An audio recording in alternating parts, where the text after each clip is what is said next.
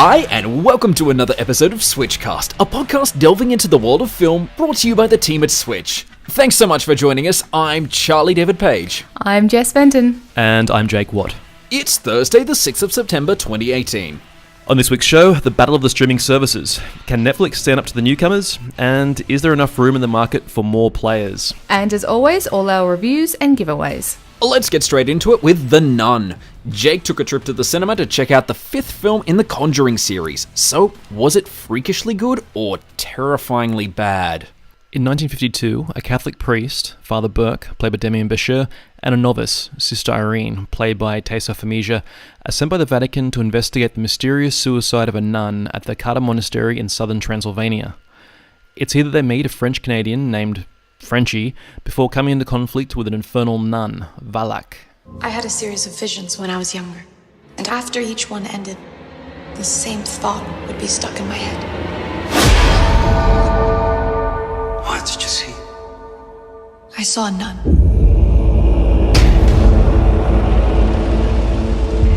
Word of my visions reached the church, and I was asked to accompany a priest to an abbey in Romania.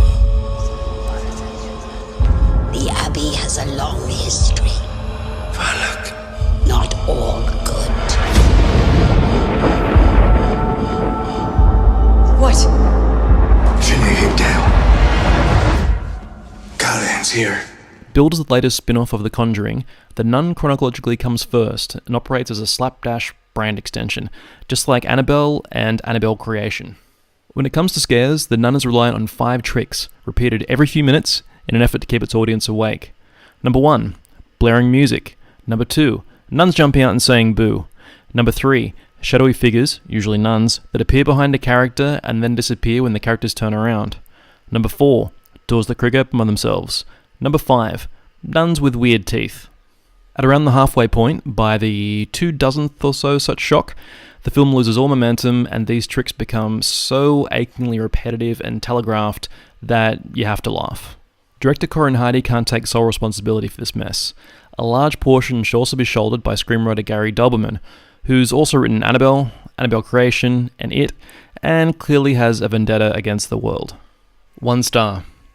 The Nun is in cinemas now, and you can check out my full review at maketheswitch.com.au. Also out today is McQueen. From Lee Alexander McQueen's early school days, we learn how he rose in the fashion world, from his first collection to running his own brand and Givenchy simultaneously.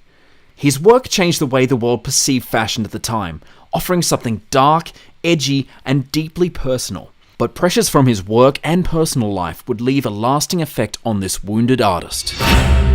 Nobody could create emotion like McQueen. If you leave without emotion, then I'm not doing my job properly. I don't want you to walk out feeling like you've just had Sunday lunch. I want you to be repulsed or exhilarated. As long as it's an emotion. I do 14 collections a year, so the pressure's immense. His clothes have all this slashing and sex and romance. And the darkness created genius. He thought the system was against him.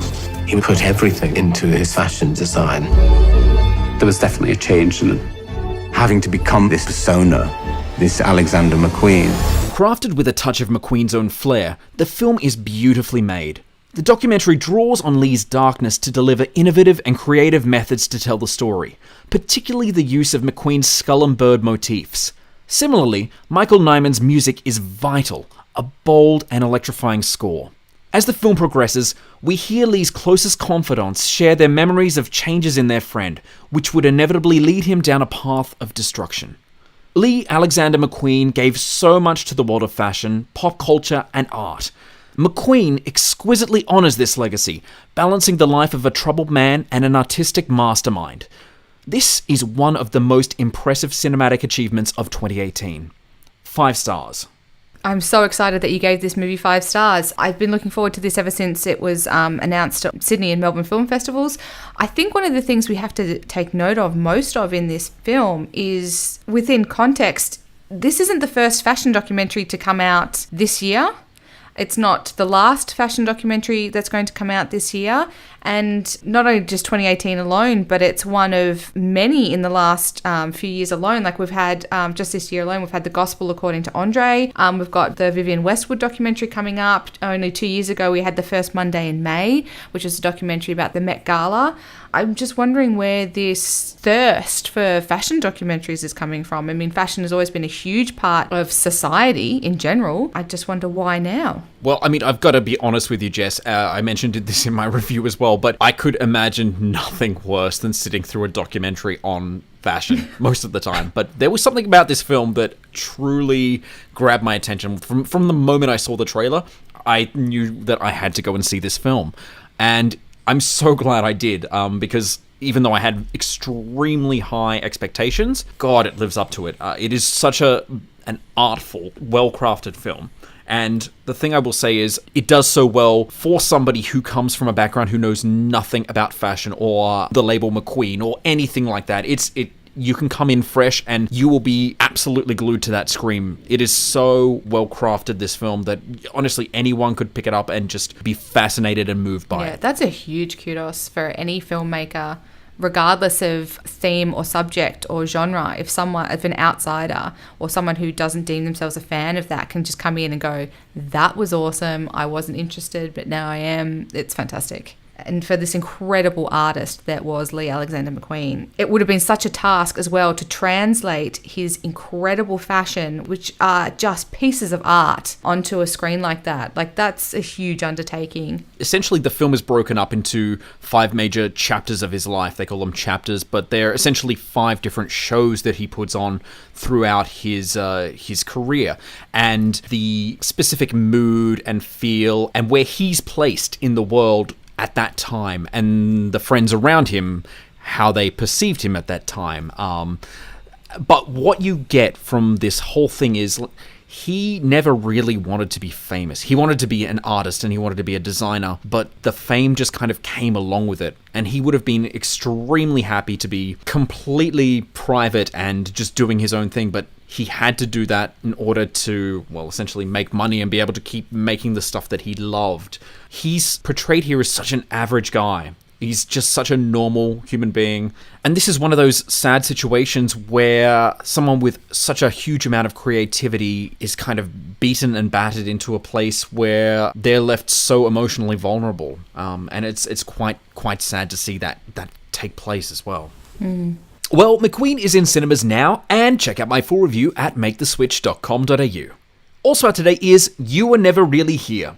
Jess caught this very dark and disturbing tale. Joe, Joaquin Phoenix, is a damaged man who suffers multiple layers of PTSD and frequently attempts suicide to finally quiet the pain. When Joe's not taking care of his elderly mother, he's a hired gun for those with cash that need something, quote, cleaned up. When a job sends him to rescue the young daughter of a politician, things get personal when Joe ends up pissing off the wrong people and the bodies start piling up. You have kids, Joe? Nina. Her name is Nina. 235 East 31st Street. I've heard of these places. If she's there, I'll get her. Cleary said you were brutal. I can be.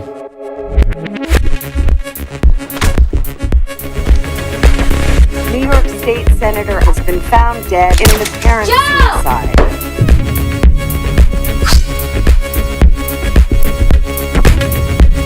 And I don't know what the fuck's going on here.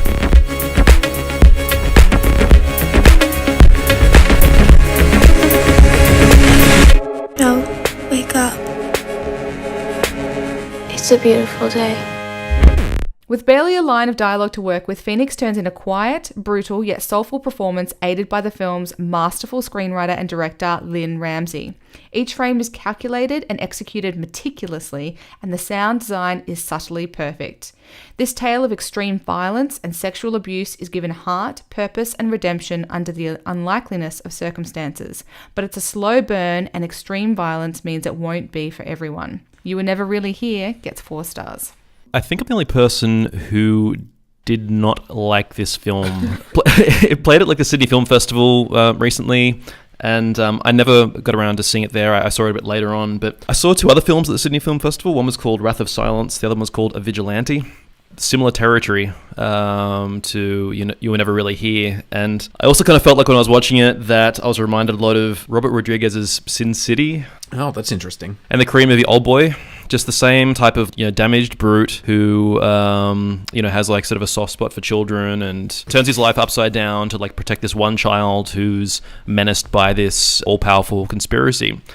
I really like Lynn Ramsey, and I thought We Need to Talk About Kevin was awesome and like unsettling and a really great film. And like this is her follow-up, and to me I'm just kind of like it looks cool, like visually it's pretty awesome, but at the same time I'm just like I kind of feel like I've seen this movie at least half a dozen times before. Like it's just a very familiar kind of neo-noir story. I guess for me, like the only sort of fresh thing about it was like when Joaquin Phoenix takes his shirt off and he just looks like one of the Ninja Turtles from the recent Ninja Turtles movie. Like he's bulked up, so he has like this like sort of he's like pretty muscly and stuff, but he has this gut.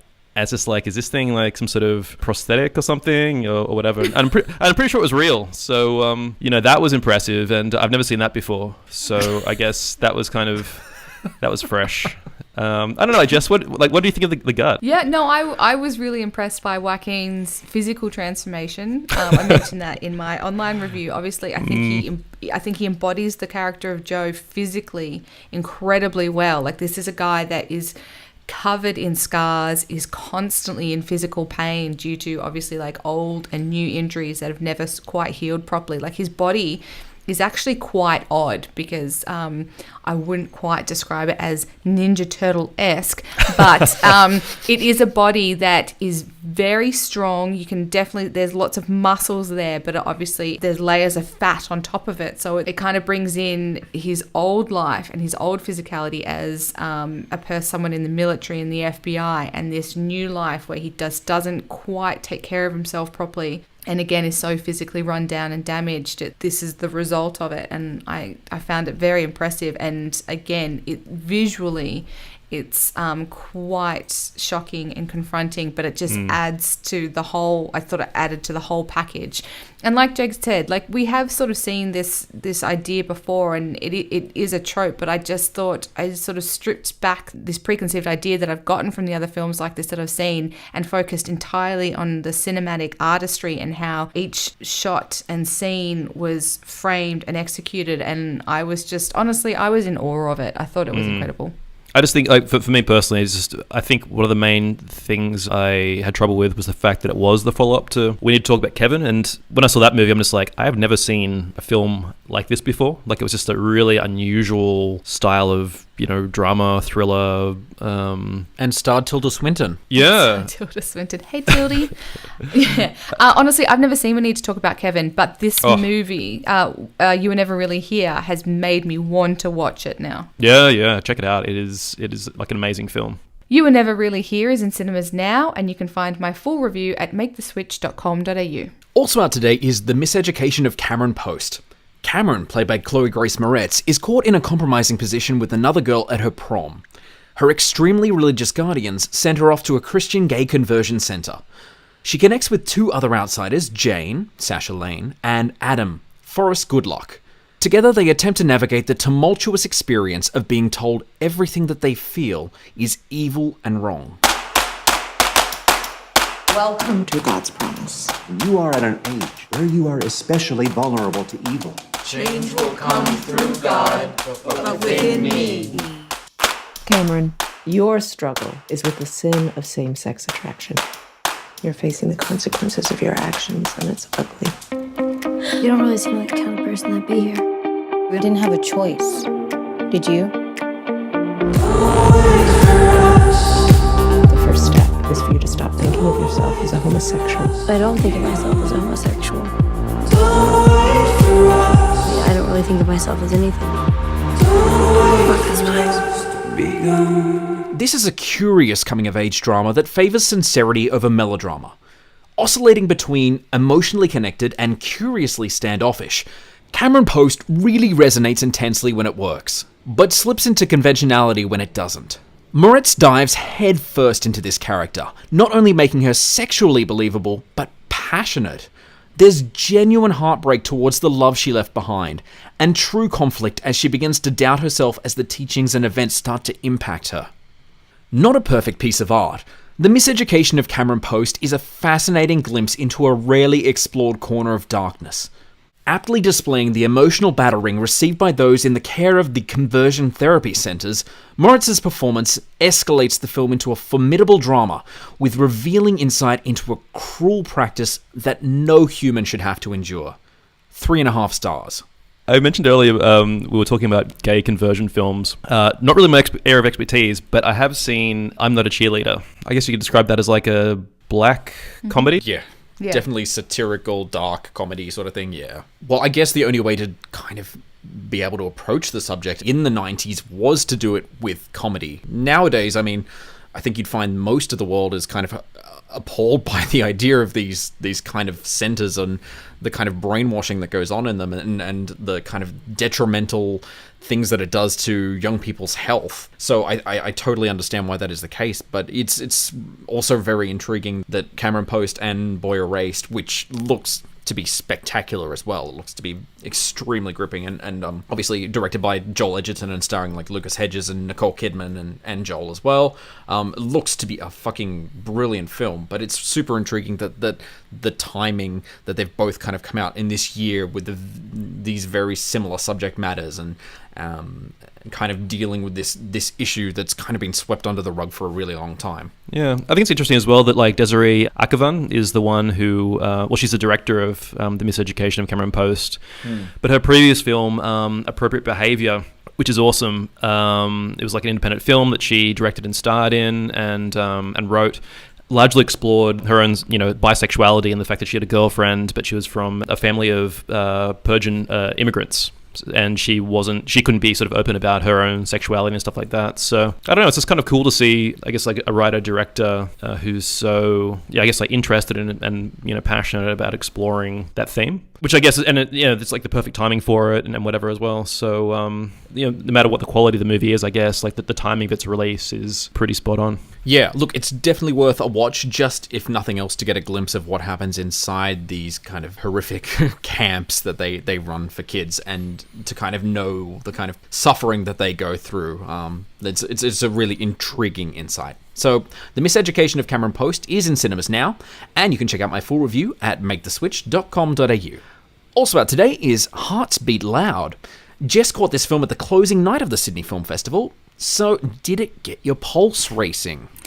Frank, played by Nick Offerman, and his teenage daughter Sam, played by Kiersey Clemens, are complete opposites, but they do happen to share a love of music that comes together weekly during their father-daughter jam sessions. When one such session yields a killer track, Frank puts it out into the universe where it discovers a life of its own, and Frank starts dreaming of a father-daughter musical duo that will dominate the globe, while Sam still dreams of college life and a new love interest.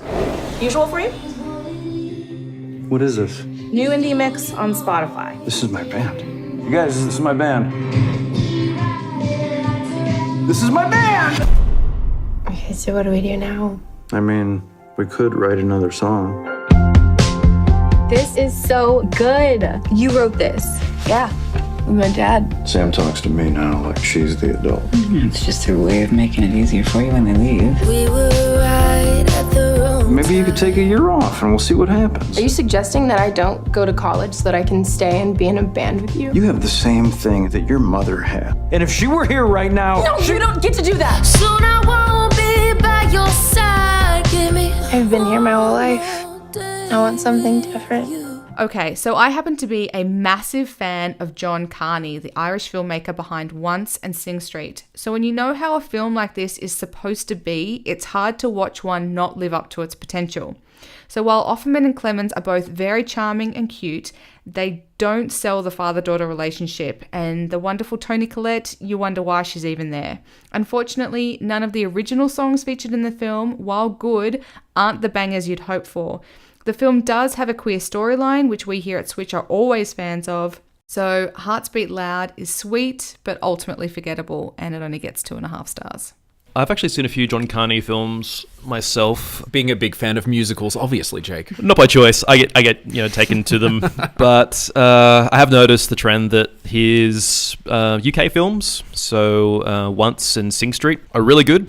And his US films, like Begin Again, not so good. It wasn't terrible. Yeah, I don't know, but is it something about like the way he makes movies or the sensibility that kind of lends itself more to like a British movie rather than like American? Yeah. Which is interesting because he kind of tried to combine the two by when he made Begin Again, his lead character was British. Yeah. And he had James Corden, the annoying guy. Yeah, that guy. Annoying guy. Shut up, Daniel.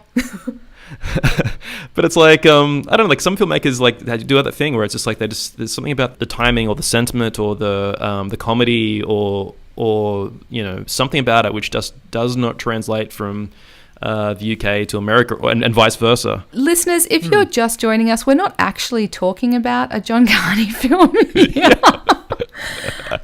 He has no association with Hearts Beat Loud at all. It was just a reference point. Yeah. Anyway, let's talk about Toni Collette. Can we talk about Toni Collette? Do we have time? Yeah, well, I mean, what is this about Toni Collette being underutilized in this film? That is a criminal offense in my eyes. That is something that people should be thrown in prison and the key thrown away. Yeah, but it's not even the fact that she's sort of underutilized. Her character makes no sense. If you pulled her character out of the final cut of this film, it would still be the same film.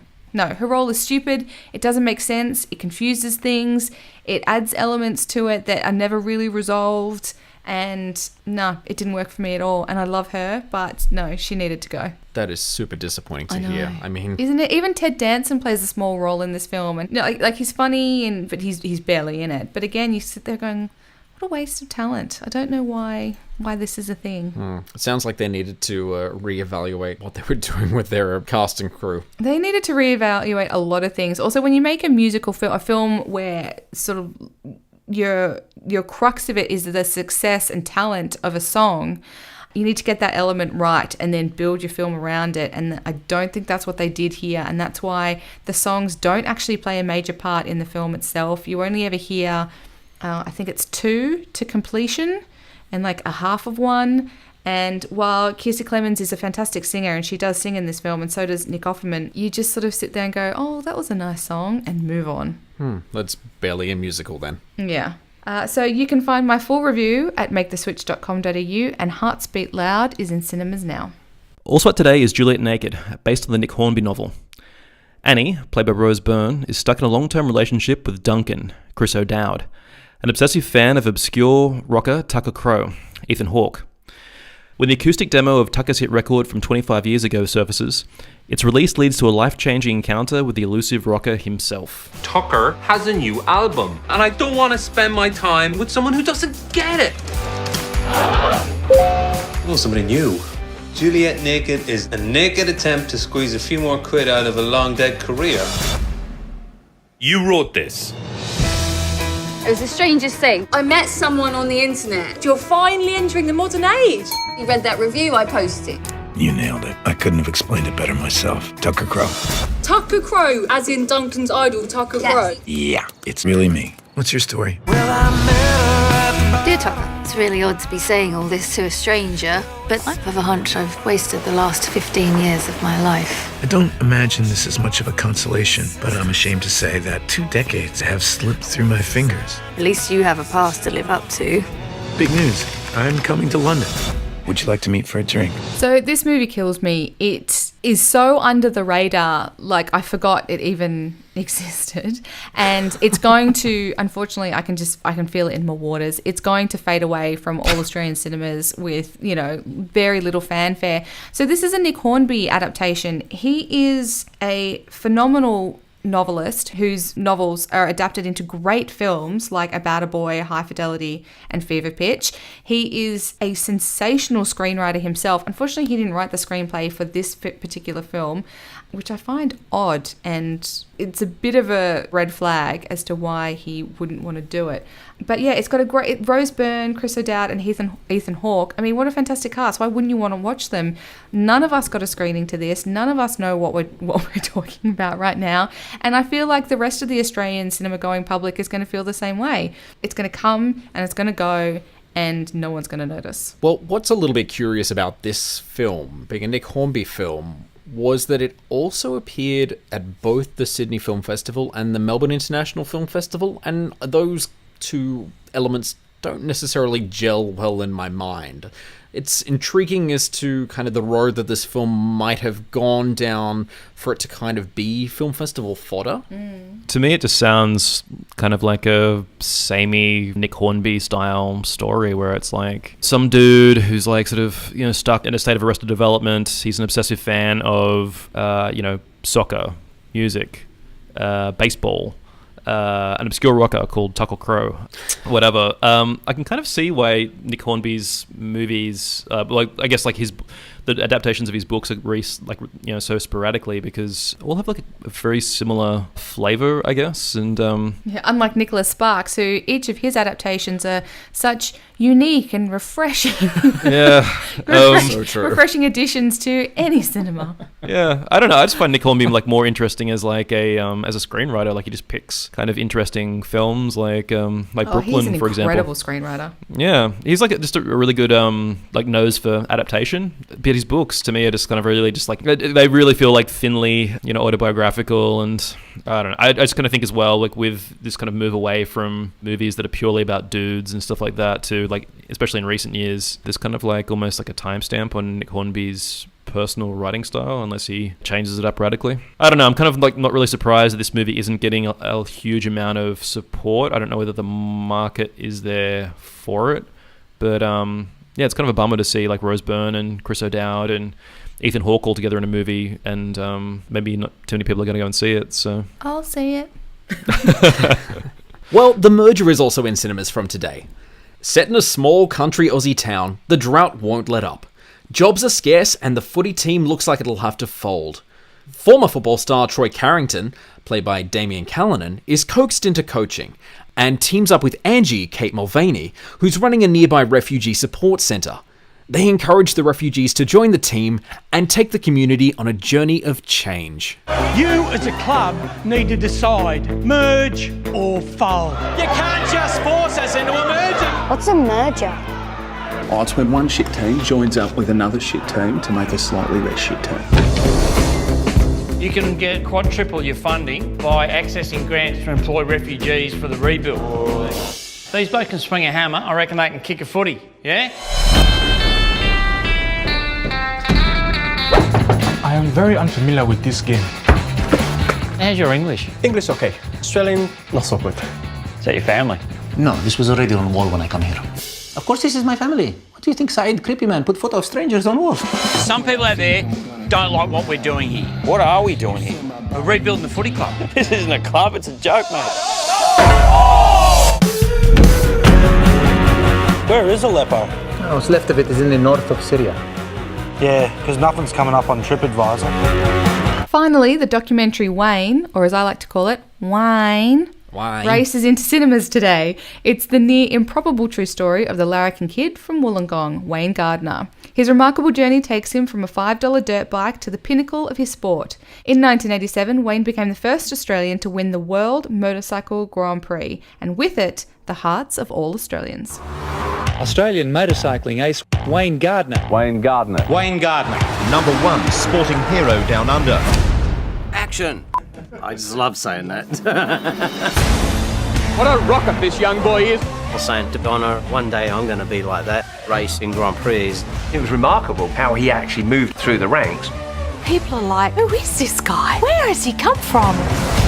From Wollongong, I keep telling them. People say Wayne is unachievable. Gardner's down. You'll never do it. He was going to do it, whatever it took. I just wanted to chase these dreams in life.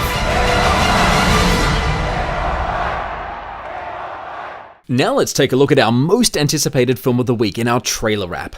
This week we're in for a showdown with Bad Times at the El Royale, starring Jeff Bridges, Chris Hemsworth, Dakota Johnson, John Hamm, and Nick Offerman. In the film, 7 strangers come together in a rundown hotel on the border of California and Nevada. The El Royale is a bi-state establishment. How'd you end up at the El Royale? The Ritz-Carlton was booked. This place used to be hustling and bustling. This is not a place for a priest, Father. You shouldn't be here. We might need to work on your sales pitch, son. The El Royale, no place for a priest.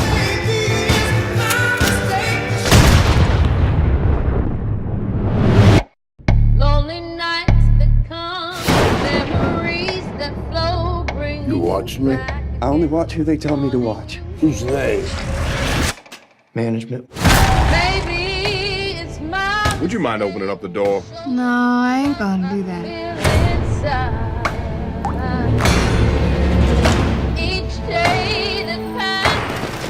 We have to get as far away from him as possible. Howdy.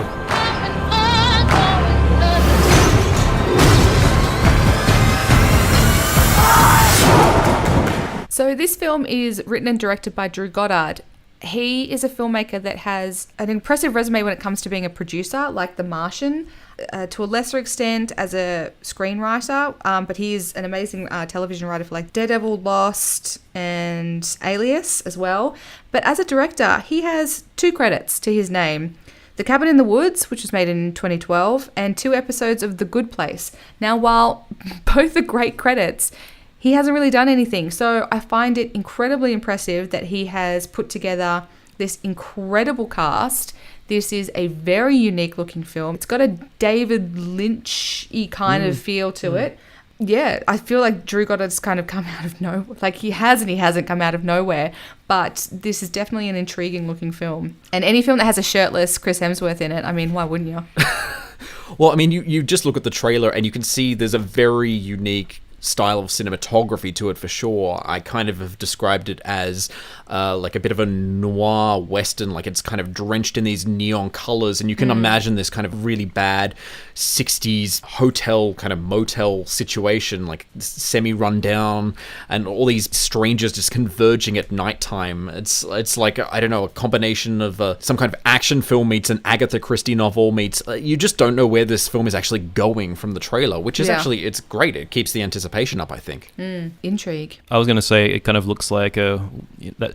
Remember, like when Pulp Fiction came out, and then everyone released like all these people like released these like shitty knockoffs of like Tarantino inspired movies and stuff. Where it's like, it does have a Tarantino feel to it, yeah. Like an ensemble cast and like this kind of really, try hard like jokey dialogue, and that to me, like, I'm just getting that vibe from it. And I think the last time I sort of saw a hint of a film, like one of those like Tarantino-ish like copycat movies, was maybe that Terminal, if anyone remembers that movie, Terminal, that I don't think even really came out in Australia. This feels like Terminal, but with like a budget and like big actors and stuff. Like, I like Cabin in the Woods, and I actually really like Drew Goddard's writing most of the time.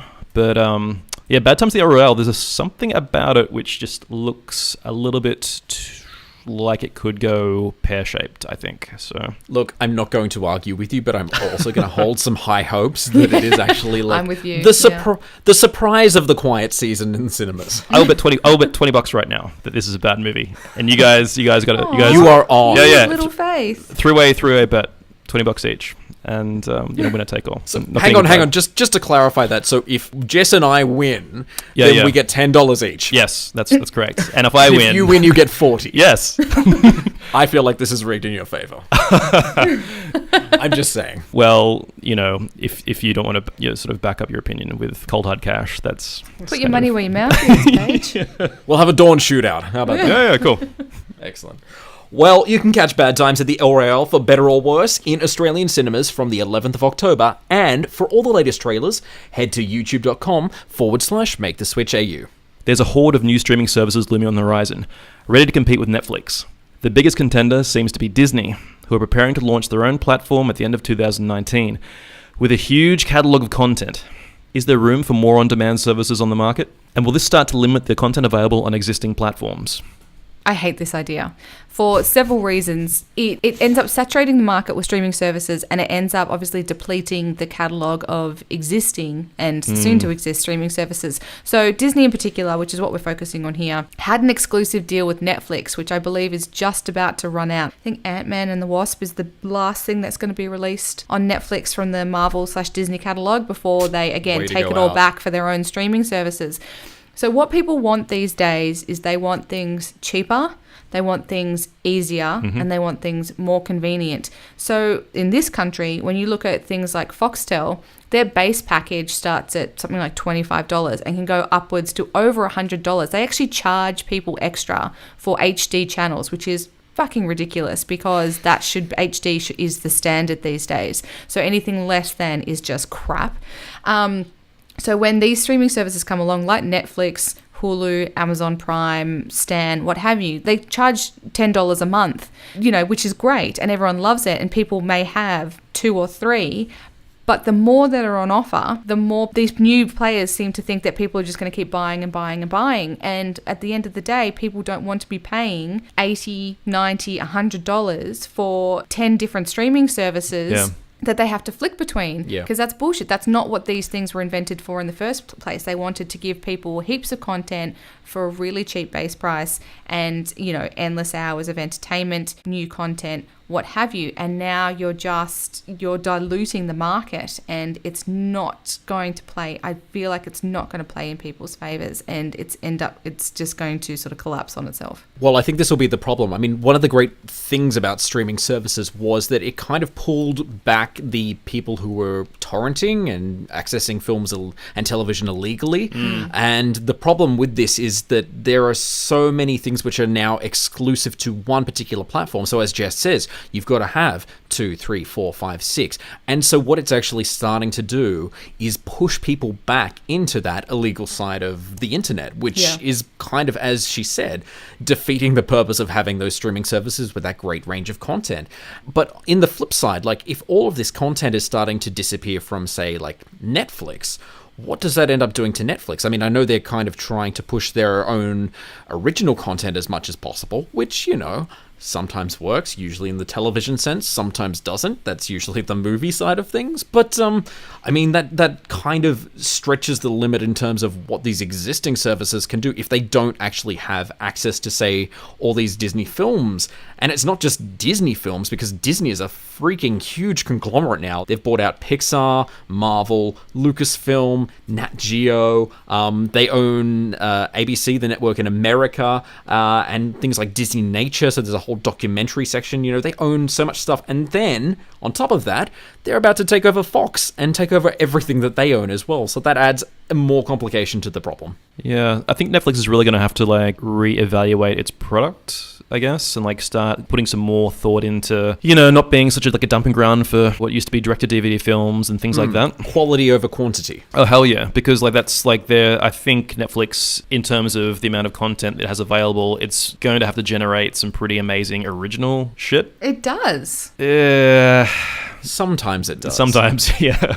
In terms of TV series, it certainly does. But even in terms of TV shows, I can't say that a lot of them are classics. There is a certain Netflix model that they adhere to, which I don't think... Well, people have been criticizing for quite a while now. Netflix has just been ignoring them. And I think, once the market gets more competitive, Netflix is really going to have to just look at how it structures its product again. You can already tell that there is some concern from Netflix with this whole revenue side of things, because even within the last week or so, there have been reports that Netflix in the US has actually started testing ads in the middle of programs on Netflix. Uh-oh. And let me guess, they'll charge you more to not see those ads. Yeah, that to me does signal a red flag from Netflix.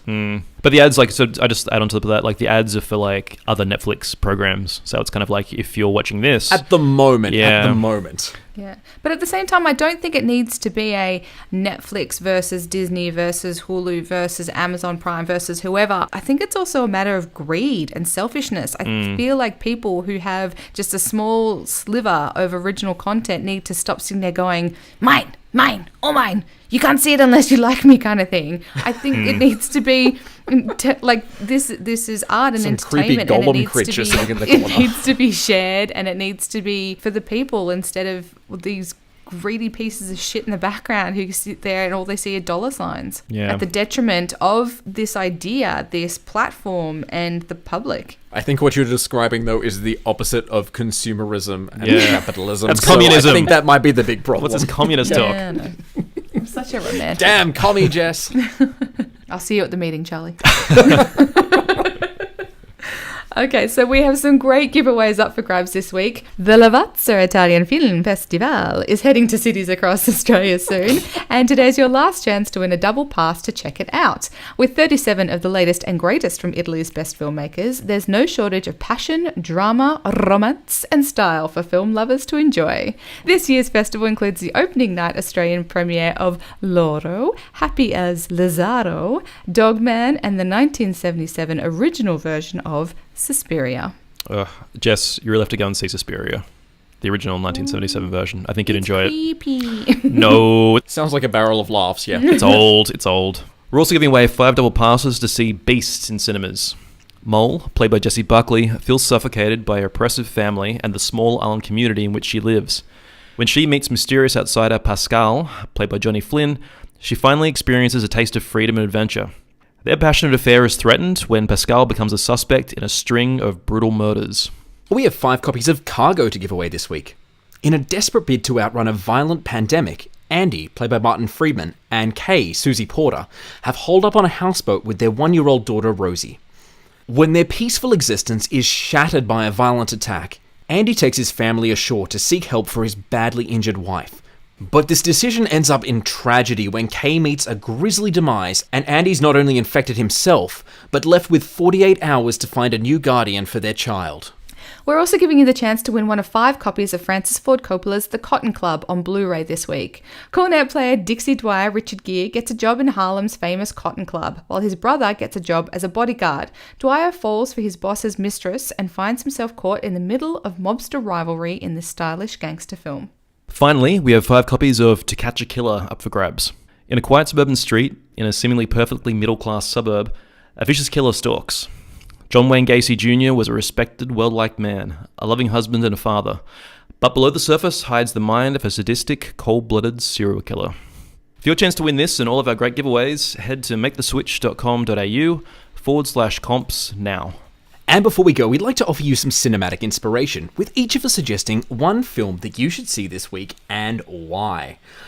For me, I'm actually going to be inspired by Jess's little documentary suggestion last week, when she suggested Tickle, which played at the Sydney Film Festival a few years ago. It actually reminded me of another doco I had seen at SFF a few years before, and it's called First Position. I really love this film, and weirdly, much like McQueen that I was discussing earlier, this is a film about ballet, something I have zero interest in, but it was brilliantly done. Again, held tension so well. Essentially, it's about a bunch of really young, up-and-coming dancers, and they have to go off to the Youth America Grand Prix, a great dancing competition where they're competing against people of their own age group, and it's kind of the pressures that are put on them, the strains that they put themselves under, dealing with their families, the pressures to get there, even financially sometimes. So it's this really fascinating glimpse into this little world that I knew absolutely nothing about, and just absolutely loved. So if you're in for a good documentary, I recommend First Position. That is my pick for the week. Jess, what would you suggest? I just got to quickly interject. Charlie, if you loved that, then you have to watch Centre Stage. It's the best. Shut up. What? We've had enough of Centre Stage, okay? You never have enough of Centre Stage. That's why there are 2, count them, 2, straight to DVD sequels. Boom. Yeah, and how many step-ups are there? That doesn't make them good. Yeah, no, step-ups aren't good. Anyway, I think you were going to recommend a good film. I am going to recommend a good film. I'm going to recommend a great film. In fact, don't sell me short, Charlie. Okay, so this week I feel with all of our film reviews, it's a bit of a dark and kind of depressing week. So I'm going for one of the greatest feel-good movies of the year. Everyone loves this film. They might not admit it, but they do, because it's so good. It is 2000's miscongeniality. Yes, I loves me some Sandy B, all right, and she is so good in this as FBI agent Gracie Hart, who goes undercover at the Miss America pageant. She is, let's just say, not the delicate wallflower you imagine her to be, and this obviously total transformation from this absolute train wreck of a human being to this glamazon beauty pageant is hysterical. It's beautiful. It is just, it's fantastic. Everyone has to see Miss Congeniality. Everyone does not have to see Miss Congeniality 2 Armed and Fabulous. Sandy B broke her sequel rule after the disastrous Speed 2. She made a sequel to Miss Congeniality. It is not good. We're just going to ignore the fact that it exists. It's just, if anyone else doesn't, and you just have to see Miss Congeniality. You can thank me later. I'm sure Jake will be thanking you later. Well, speaking of, I know he's already seen it actually. So several times. He actually has it. No, I was going to say he has it by his bed. That's weird. Is it? I don't know. Okay, maybe it's not. But Jake, let's move on, and maybe you should tell us your recommendation for the week. Sure. So we were talking about You Were Never Really Here, which reminded me of like a ton of other neo-noir films. So I'm just going to pull out one randomly, and it's a pretty popular one, I guess. Sin City. It's a 2005 comic book adaptation directed by Robert Rodriguez and Frank Miller, the writer and artist of the comic book. So this has just like all the tropes of the genre, has like a bunch of, gross looking battered dudes, hot chicks, this kind of wounded, unstoppable Hulk who's like the protector of this lady. Has Bruce Willis playing this kind of like grisly, burnt out cop who's the protector of this like other child. It's just a really interesting film, and it's like filmed in black and white. It is like visually like reminiscent of a comic book. The way they shot it was based on the panels of the comic, and the acting is just super over the top. Everyone is just like sort of chomping hunks from the scenery and stuff. It has Elijah Wood as like a kung fu expert cannibal who like creepy role. Yeah. Freaking. Anyway, so if you like kind of dudes who look freaky because they're wearing prosthetics as opposed to just putting on a ton of weight and eating a lot of hamburgers, like Joaquin Phoenix in You're Never Really Here, I recommend. This is really the easy option, obviously. Yeah, I recommend Sin City. It's pretty awesome. And also, they probably shouldn't have broken Sandra Bullock's rule of doing a sequel either. So, yes. Oh man, Yes. the sequel is its own thing. But oh well, you live and you learn. Gotta say, there were some really great suggestions this week, and you can find the links to all the articles that we've talked about on this week's podcast at maketheswitch.com.au. Don't forget to subscribe to SWITCHCast on iTunes or your favourite podcast platform. Plus, you can now find us on Spotify. Yay! Please don't forget to rate us and stay in touch on Twitter. I'm at Charlie_David. Jess? I'm at MissJess_Switch. And Jake. At Jake Chatty.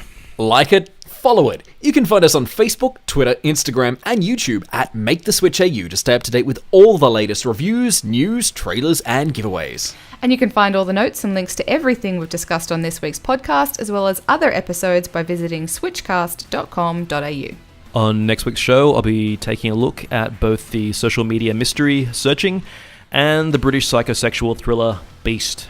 Plus, Daniel's back and he'll have his review of The Predator. Thanks so much for listening. We'll see you all next week.